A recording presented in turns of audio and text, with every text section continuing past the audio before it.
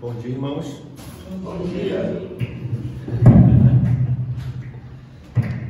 Nós terminamos na semana passada com o pastor Clamaci a exposição dos estudos aqui nas parábolas do Senhor Jesus Cristo.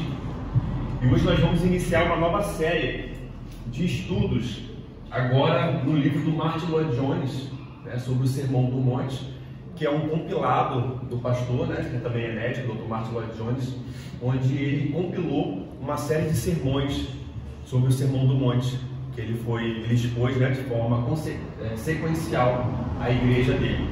O pastor Martyn Lloyd-Jones é do século passado, e o livro, salvo engano, é da década de 50, acho que é 1958. E nós vamos começar aí a série do Sermão do Monte. Não sei se os irmãos se recordam, mas o pastor Fernando, ele expôs a nós durante alguns domingos, um domingo por mês, a bem-aventuranças. Não sei se os irmãos se recordam que a bem-aventurança, ela está dentro do Sermão do Monte. Nós temos o Sermão do Monte que começa lá em Mateus capítulo 5, ele vai até em Mateus capítulo 8, salvo engano. E a introdução, nós vamos relembrar, aqui como eu coloquei já, que o pastor Fernando ele já expôs essa parte das bem-aventuranças no início do capítulo 5 de Mateus. Nós já fomos introduzidos a ele. E hoje nós vamos dar sequência a esse estudo do Sermão do Monte, vendo a parte que o Senhor Jesus Cristo fala sobre o sal da terra, que é Mateus capítulo 5, verso 13.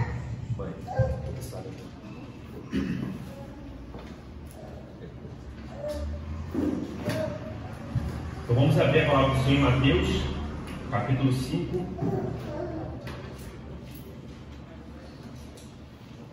do verso 13.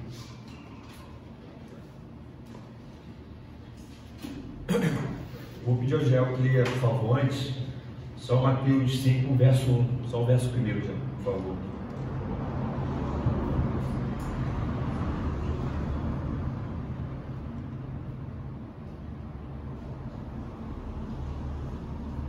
Vendo Jesus as multidões, subiu ao monte e, como se assentasse, aproximaram-se os seus discípulos.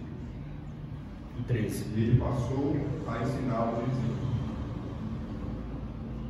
Aí pode pular para o 13, que aí vai entrar na bem-aventurança. Vós sois o sal da terra. Ora, se o sal vier a ser insípido, como lhe restaurar o sabor? Para nada mais presta, senão para lançá-lo fora, ser pisado pelos homens. Amém. Nós vamos nos deter hoje nesse verso 13, onde Jesus Cristo fala para os discípulos que eles são o sal da terra. E aqui eu coloquei os destinatários. Quando nós vemos aqui no verso 13, já é iniciado com vós sois. O Senhor Jesus Cristo, ele direciona essa verdade para um grupo de pessoas. Nós vemos aqui a segunda pessoa do plural, vós sois. E a quem Jesus Cristo está dirigindo o sermão? E é por isso que eu pedi o Jael para ler o primeiro verso.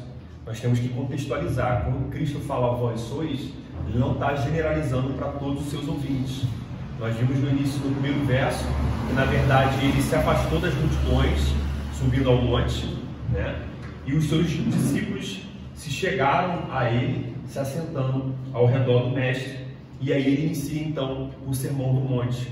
E nós vimos, então, nas bem-aventuranças, é um ponto muito importante, que Cristo vai falar para os discípulos sobre os bem-aventurados, ou seja, aqueles que foram alcançados pela graça divina, foram transformados pelo lavar regenerador do Espírito Santo, e agora eles se amoldam a essas características da bem-aventurança que está aqui.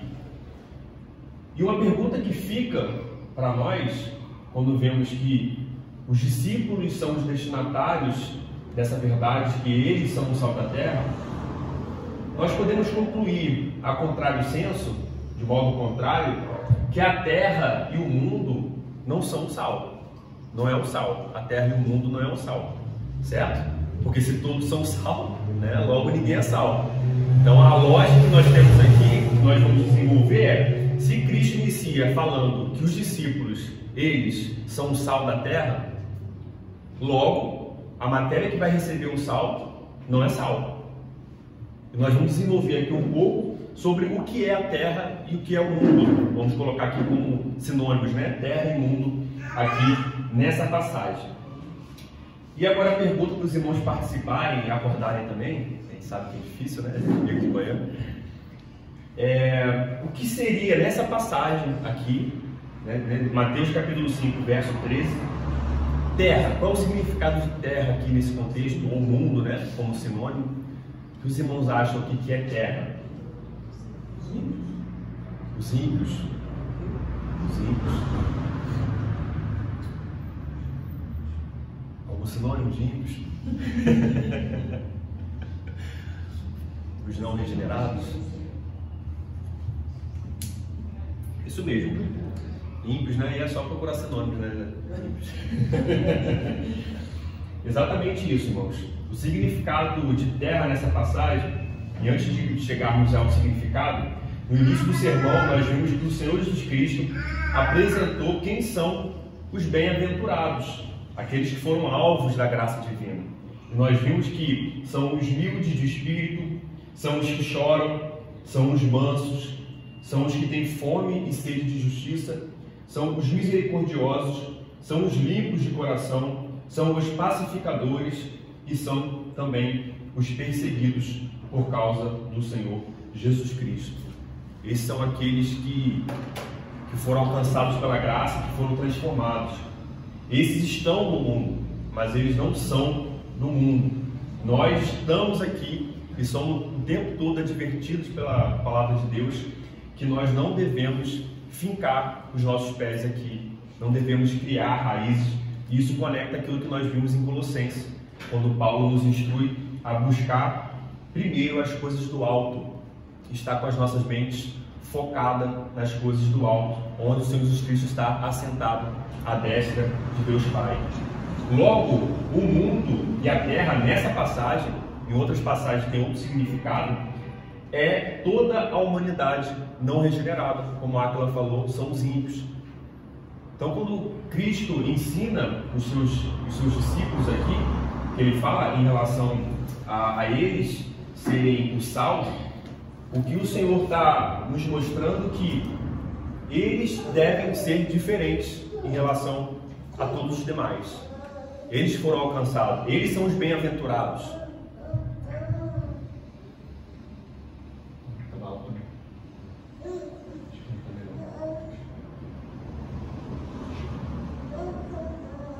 Está fechado ali, está recuperando o som.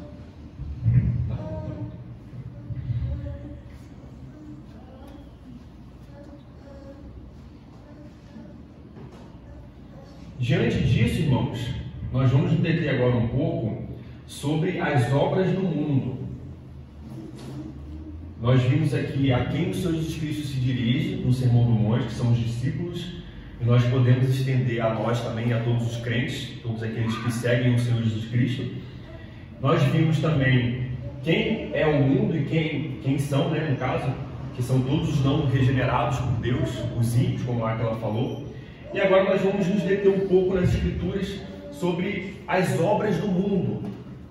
Nós vimos que são os ímpios. E que obras são essas que o mundo pratica, que os ímpios praticam?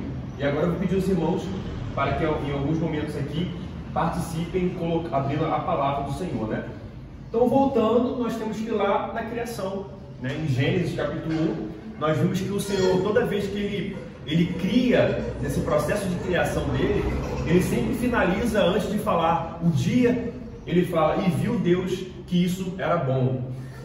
O Senhor cria tudo perfeito e tudo bom, porque ele sendo plenamente bom, não havendo maldade nele, nem sombra de variação, como nós vemos lá em Tiago, não poderia derivar dele, né? Não poderia ele, na hora da criação, criar algo mal. Então nós partimos do pressuposto que na criação, o mundo, a terra, foi criado de maneira boa, sem pecado e sem maldade. Isso nós vemos quando Deus declara, e viu Deus que isso era bom, Gênesis 1. Mas nós vimos que esse processo, após o Senhor criar Adão e depois Eva, esse processo de perfeição não durou por muito tempo.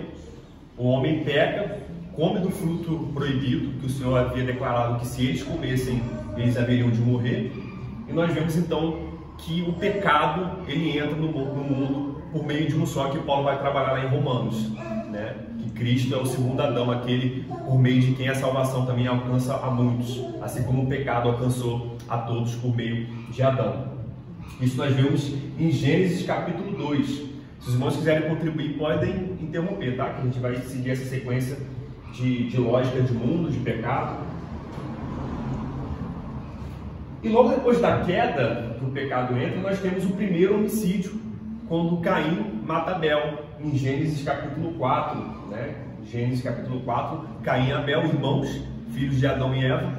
Nós vemos que o Senhor que Abel ofertou ao Senhor e Caim também ofertou ao Senhor em sacrifício.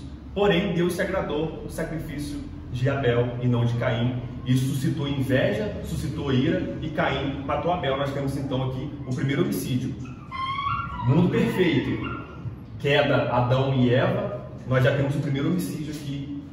E pior, entre irmãos, um irmão matando o outro. E aqui nós seguimos. Depois dessa sequência de Gênesis 4, do homicídio, nós vamos ver no desenvolvimento, na progressão das Escrituras, que a iniquidade e o pecado estavam se multiplicando na terra. E eu vou pedir ao irmão que abra em Gênesis capítulo 6 e leia, por favor, do verso 1 ao 8, que vai demonstrar justamente isso, a necessidade do dilúvio, por conta da grande iniquidade que estava sobre a terra.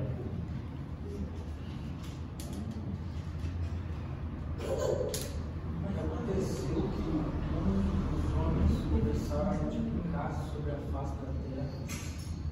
Eles nasceram filhos, viram os filhos de Deus e as filhas dos homens eram formosas. E tomaram para si mulheres de todas as escolheram. Então disse o Senhor: não contenderá o meu espírito para sempre com o homem, porque ele é. Porém, os seus dias serão 120 anos. Havia naqueles dias gigantes na terra. Também depois, quando os filhos de Deus entraram os filhos dos homens, elas geraram filhos, estes eram os valentes que houve na antiguidade. E o Senhor que a maldade do homem se multiplicara sobre a terra. Toda a imaginação dos pensamentos do seu coração era só má continuamente. Então arrependeu-se o Senhor de haver feito o homem sobre a terra e pesou de seu coração.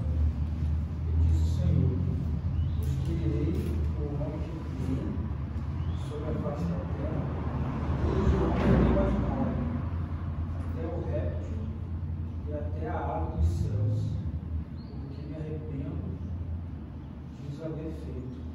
Noé, porém, achou graça aos olhos do Senhor. Está aqui. Nós vimos então aqui na descrição, né, no relato aqui de Gênesis capítulo 6, verso 1 a 8, que a iniquidade tinha aumentado de tal forma que o Senhor, ele demonstra ali que ele havia se arrependido. Nós não vamos adentrar aqui no significado de arrependimento, porque Deus não se arrepende, né? Mas ele é uma figura textual para demonstrar como o Senhor tinha sido ofendido pelos pecados. As grandes ofensas foi de tal forma que o Senhor se comunica dessa maneira para que o homem perceba a gravidade dos pecados cometidos contra Deus. E nós vemos que, com exceção de Noé e sua família, toda a criação foi afetada, né, pelo dilúvio, que é justamente essa ideia de purificação das águas, que já aponta para o batismo, né, que é as águas que purificam, que mata, né, nos livra dos pecados. E depois do dilúvio, eu até coloquei aqui que é uma frase que o pastor... Pode falar. Pode falar. Porque ainda nesse contexto de criação do Senhor e soberania dele sobre não só o que nós vemos como bom, mas como a queda, o texto que sempre vem à minha mente é o texto de Isaías 45, aí, principalmente o versículo 7, mas acho que é interessante ver um pouquinho do contexto para contextualizar melhor. A partir do versículo 5 fala o seguinte: eu sou o Senhor, e não há outro fora de mim. Não há Deus, eu te cingirei, ainda que tu não me conheças, para que se saiba, desde o nascente do sol e desde o poente, que fora de mim não há outro. Eu sou o Senhor e não há outro. Eu formo a luz e crio as trevas. Eu faço a paz e crio o mal. Eu, Senhor, faço todas essas coisas. Destilai vós céus nessas alturas e as nuvens chuvam justiça. Abra-se a terra, produza-se salvação e a justiça frutifica juntamente. Eu, Senhor, as criei. Ai daquele que contende contra o seu Criador, capo dentre os outros capos de barro. Porventura, tirado a árvore que formou, que fazes, ou a tua obra, não tens mãos? Ai daquele que diz ao pai, que é o que geras, e à mulher, que dás a tua luz. Assim diz o Senhor, o Santo de Israel, aquele que o formou. Perguntai-me as coisas futuras, demandai-me acerca dos filhos e acerca da obra das minhas mãos. Eu fiz a terra e criei nela o homem. Eu o fiz. As minhas mãos estenderam os céus e todos os seus exércitos desde as minhas ordens.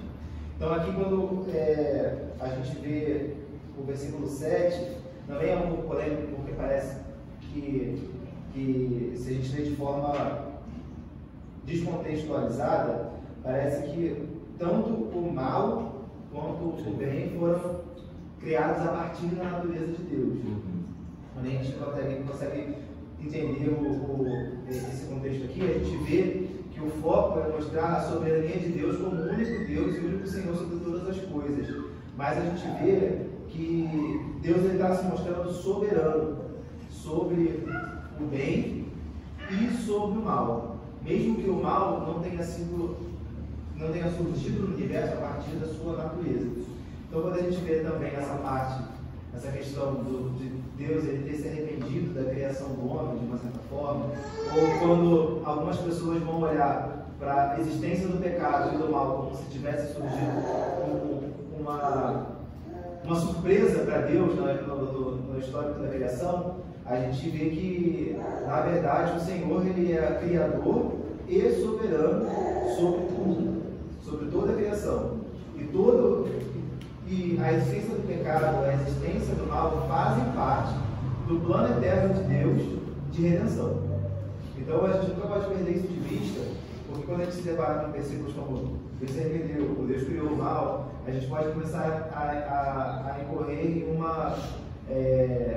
até numa heresia, de não analisar o desenrolar da história da redenção ao longo da palavra de Deus, deixando de se atentar a detalhes importantes que mostram que Deus, na verdade, é soberano sobre todas as coisas, e Ele é criador sobre todas as coisas, sem deixar de ser santo e sem deixar de ser bondoso em todos os seus desígnios. Aí, só quando a gente estava falando sobre o Deus Criador, esse versículo do Isaías 7 surgiu à minha mente, né, para me lembrar sobre como Deus ele é soberano sobre o bem e sobre o mal. Só não sei se está fugindo um pouco desse contexto. Não. De dúvida, mas a ideia de queda, né? Pecado. Ficou bastante latente na minha mente agora. Rapidinho, é interessante essa questão do autor, né? Deus, ele não é pego de surpresa, né? Aquela música que fala que Deus é o maior autor do mundo que está escrevendo, né? Ela se equivoca porque ele já escreveu, né? Ele não está escrevendo. Ele já escreveu toda a história, né? Ele cria o tempo e ele estabelece por meio dos seus decretos os atos de todos. Está tudo sob o controle de Deus, né? Nesse processo que culmina na sua glória e na salvação do seu povo, né? Dos eleitos. Só para falou, esse versículo 7 é interessante porque se a gente observar, ele está fazendo um contraste. Por exemplo, eu formo a luz e crio as trevas. Luz é contraste com trevas. Né? Então, se a gente pegar esse princípio, eu faço a paz e o mal, qual é o oposto de paz? É guerra. Então, aqui não é o mal moral. Deus não criou o mal moral. Se a gente atribui o mal moral a Deus, a gente acaba prejudicando. Então, nesse sentido aqui é o contraste com paz. guerra, no sentido Sim. de guerra mesmo, né? É o mal factual, né? É exato, como soberano, né? Deus colocou ele soberano e ele fez isso com Israel. Sim. Por exemplo, quando houve o pecado lá depois de Josué descer de Jericó, Acã pecou, Deus usou lá para mostrar que Israel uma guerra que era muito menor do que Jericó. Sim. Deus criou aquela situação, Deus criou aquela guerra. Essa questão do exílio também, né, do povo, né? Exato, Esse lado. o pecado de Israel. Então, nesse sentido, ele realmente faz soberanamente. Sim. É interessante que essa complexidade de sal da terra, né?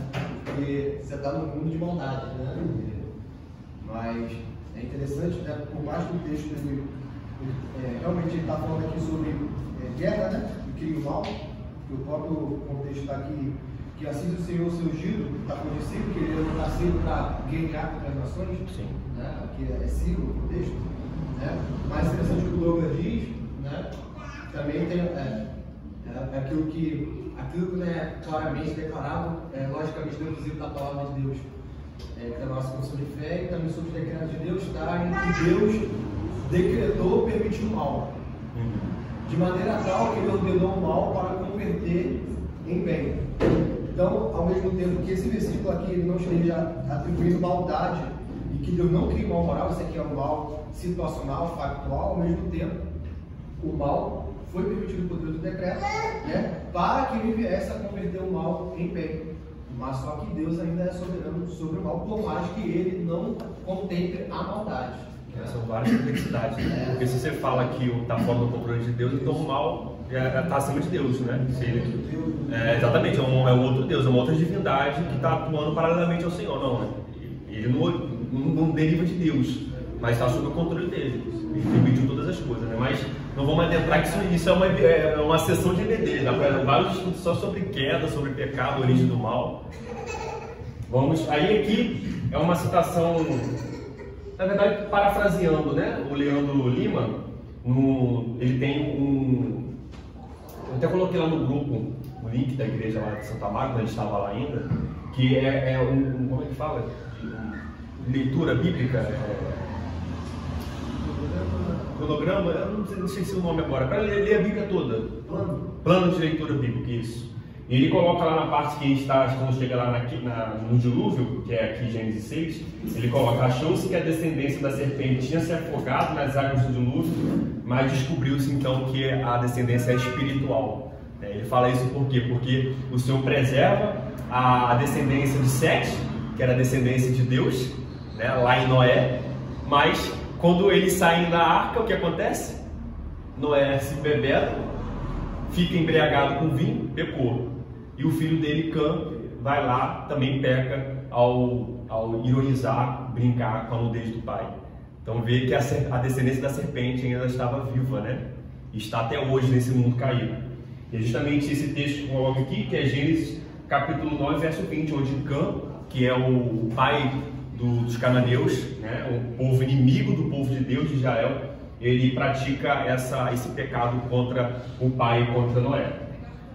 Nós vemos em Gênesis 11, capítulo 11, verso 1 ao 9, que a torre de Babel, né, onde, olha a sequência depois do pecado. Isso é o início do mundo, digamos assim, lá na antiguidade. Isso relatado nas escrituras. Nós temos a torre de Babel, que os irmãos já conhecem, certo? O relato dos homens que se uniram, que falavam o mesmo idioma, né? E buscaram ascender até alcançar os céus. E o Senhor dissipa e faz com que eles agora sejam divididos por conta da língua. E aí tem a divisão de idiomas, né? Por eles falarem línguas diferentes, os homens então se espalham na terra porque eles estavam descumprindo a ordem que o Senhor havia dado, da multiplicação, né? De se multiplicar e se espalhar pelo mundo, né? Explorando, dominando e tudo mais. Eles estavam indo contra a palavra de Deus lá no início de Gênesis. Nós temos também, muito conhecido, eu vou pedir ao irmão Douglas que leia, por favor, Gênesis 19, do verso 1 a 13, que é a descrição aqui de Sodoma e Gomorra. que lembra muito os nossos tempos. Sodoma e Gomorra. Gênesis 19, verso 1 a 13. E vieram os 2 anjos a Sodoma à tarde, e estava Ló sentado à porta de Sodoma. E vendo-os logo, levantou-se ao seu encontro e inclinou-se com o rosto à terra. E disse: Eis agora, meus senhores, entrai, peço-vos, em casa de vosso servo, e passai a noite. E lavai vossos pés, e de madrugada vos levantareis e ireis o vosso caminho. E eles disseram: Não, antes, na rua, passaremos a noite. E confiou com eles tudo, e vieram com ele e entraram na sua casa. E fez banquete, e cozeu bolos, sem levedura, e comeram. E antes que se deitassem, cercaram a casa dos varões daquela cidade, os varões de Sodoma, desde o moço até o velho, todo o povo de todos os bairros. E chamaram Ló e disseram: Onde estão os varões que a ti vieram nesta noite? Traze-os fora a nós, para que os conheçamos. Então saiu Ló a eles à porta, e fechou a porta atrás de si, e disse: Meus irmãos, rogo-vos que não façais mal. Eis aqui 2 filhas tenho, e ainda não conheceram o varão. Fora vou-los trarei, e fareis delas como bom for nos vossos olhos. Somente nada façais a esses varões, porque por isso vieram à sombra do meu telhado. Eles, porém, disseram: Sai daí. Disseram mais: Como estrangeiro, este indivíduo veio aqui habitar e queria ser juiz em tudo. Agora te faremos mais mal a ti do que a eles. E arremessaram-se sobre o varão, sobre Ló, e aproximaram-se e pararam para a porta. Aqueles varões, porém, estenderam a sua mão e fizeram entrar Ló consigo na casa, e fecharam a porta. E feriram de cegueira os varões que estavam na porta da casa, desde o menor até o maior, de maneira que se cansaram para achar a porta. Então disseram aqueles varões a Ló: Tens alguém mais aqui? Teu genro, teus filhos e tuas filhas, e todos quantos têm necessidade, tira-os fora deste lugar. Pois nós vamos destruir esse lugar, porque o seu clamor tem engrossado diante da face do Senhor, e o Senhor nos enviou a destruir. O contexto, um pouco antes, em Gênesis 18, nós vemos que o Senhor Jesus Cristo, com mais 2 anjos, se encontra com Abraão, reafirma a promessa da descendência, por causa que Sara era estéril. Nós vemos que ali o Senhor reafirma, e depois dessa conversa que ele tem com Abraão na tenda, ele fala a respeito do clamor que tinha chegado até ele, vindo de Sodoma e Gomorra, que é o motivo pelo qual os 2 anjos são enviados como mensageiros e como espias, digamos assim, para constatar realmente a iniquidade lá em Sodoma e Gomorra. E nós vemos, conforme foi lido aqui, o nível de iniquidade estava tão grande que esses 2 varões, os 2 anjos que estavam lá na casa de Ló, eles atraem a atenção de todos os homens, vai descrever tanto os velhos como moços, que cercam a casa buscando realmente estuprar esses homens, esses anjos, de tal forma que Ló oferece as suas filhas, mas esses homens não queriam. Eles ameaçam, falando que faria muito pior com Ló, e buscam então arrombar a casa para encontrar. Olha o nível de iniquidade que tem aqui nessa cidade, o nível de pecado. Nós vamos ver que no nosso tempo não está muito diferente, Nós vamos ver aqui que, infelizmente, e isso ressalta ainda mais a ideia de sal da terra, justamente como está a terra. Essa é a constatação que nós estamos trabalhando aqui. Nós vimos no verso que nós devemos ser sal da terra. O que é a terra? Nós estamos vendo a descrição bíblica de alguns pontos que demonstram o pecado e a iniquidade na terra. E nós vamos agora entrar ainda nesse contexto de mundo de terra que nós estamos trabalhando. Vamos agora fazer algumas constatações da nossa época agora, do nosso tempo, desse mundo atual. E eu peço ao irmão que abra Abacuque e leia o verso 1 a 4, por favor, de Abacuque.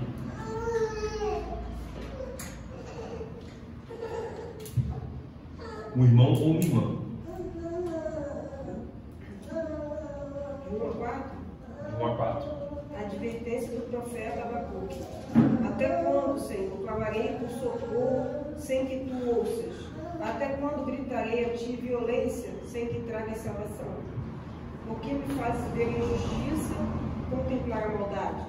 A destruição e a violência estão diante de mim. Há luta e conflito por todo lado. Por isso, a lei se enfraquece e a justiça nunca prevalece. Os ímpios prejudicam os justos e assim a justiça é pervertida. Alguma semelhança, irmãos, com os nossos tempos, Abacuque? Nós vemos aí no livro do profeta que ele levanta, isso está falando do próprio povo de Deus, tá? Esse relato de Abacuque é do povo de Deus, não são os pagãos, não são os gentios. O povo de Deus está praticando isso que o profeta anuncia como clamor a Deus. Até quando, Senhor, gritará a violência e não fará nada? Até quando permitirá que o justo seja cercado pelos injustos, pela maldade, a lei sendo afrouxada, a injustiça sendo praticada? Esse é o panorama de Abacuque. Nós vamos ver na sequência de Abacuque que o Senhor ele responde com juízo, preanunciando o juízo que haveria de vir contra o povo e contra esses que fazem o mal. Nós vamos entrar em alguns pontos aqui, constatando o nosso tempo. E nós iniciamos aqui com abortos. Aborto. Milhões e milhões de bebês sendo assassinados por seus próprios pais. Como alguns cristãos relatam que combatem isso. Aqui, um lugar que deveria ser o lugar mais seguro para o bebê, que é dentro do ventre da sua mãe, nós vemos que, na verdade, é o local do homicídio. É o ambiente do crime. Nós vemos milhões e milhões. Nós vimos um filme na casa da Aline e do Jael, que justamente trabalha sobre essa temática do aborto, esse processo tão violento e que muitas vezes é feita no oculto. Muitas vezes nós podemos conhecer pessoas, mulheres, que passaram por esse processo de aborto, o aborto voluntário, Foi lá, procurou uma clínica ou tomou um remédio abortivo, e às vezes a gente nem sabe desses pecados ocultos, desses assassinatos de bebês. E hoje há uma grande temática no nosso tempo de defender sobre o argumento do direito da mulher. Ou seja, olha a perversão aí. Coloca a liberdade e o direito da mulher como um fundamento para o assassinato. Então, para que a mulher tenha liberdade e ela seja uma pessoa sujeita a direitos, ela pode matar os seus filhos. Porque se ela não matar os seus filhos, ela não tem liberdade. Olha a perversão. O inocente morre para que a liberdade, entre aspas, seja garantida da mulher. A maldade está. A gente vê a luz da maldade da sistema tão grande que tem gente que faz experimentos na rua. Qualquer lugar, eles fingem fazer uma abaixo-assinado. Já vi esse vídeo. Aí o cara fala assim: estou aqui fazendo um abaixo-assinado, precisando das assinaturas para poder lutar contra a extinção de uma espécie qualquer. É o ovo da tartaruga, né? Uma parada assim. Aí o cara aparece assim. Aí fala assim: agora eu tenho um outro aqui contra o aborto. Vai assinar? Aí o cara fala: não, isso aí é mais complicado. O cara assina com uma tartaruga e não assina contra o ser humano. É impressionante, cara. O mais interessante que um desses vídeos que eu já vi, o cara colocou no abaixo-assinado um pássaro que nem existia. Eu vi isso também. Criou uma espécie, né? Uma espécie. Ainda assim a ignorância É aquilo, né? A consciência ela fica cauterizada, né? Por conta do pecado. E nós, é importante a gente ressaltar aqui que nós só não pensamos assim porque nós fomos alcançados pela graça divina, né? E quando eu falo alcançados pela graça divina, envolve toda. Nós vimos aqui Douglas, o Vitor, o Aquila colocou aqui a soberania de Deus. Irmãos, Deus é soberano onde nós nascemos, onde nós estudamos, os meios que nos cercam. Então, quando nós falamos que nós não pensamos assim por causa da atuação de Deus, é porque Ele nos colocou em lugares para nós recebermos influência que é de acordo com a palavra dele. Então, muitas vezes, de repente, antes da conversão, nós não tínhamos certos valores, digamos assim, que são aceitos pela palavra de Deus.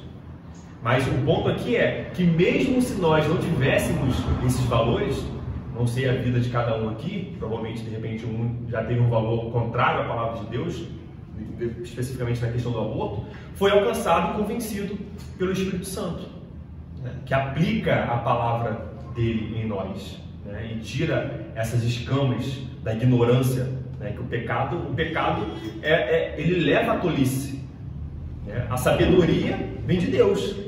Então, quando nós caminhamos contrário a Deus, nós vamos para o caminho da tolice, que é o que? É aquela arrogância que a gente se acha mais do que convém, que Paulo fala, né? Não pense cada um de si mesmo mais do que convém, né? Existe um nível de conveniência que nós devemos pensar sobre nós, que deve estar de acordo com a palavra. E existe o excesso, onde já cai para o orgulho, cai para a vaidade e tudo mais. O aborto é algo que ele já...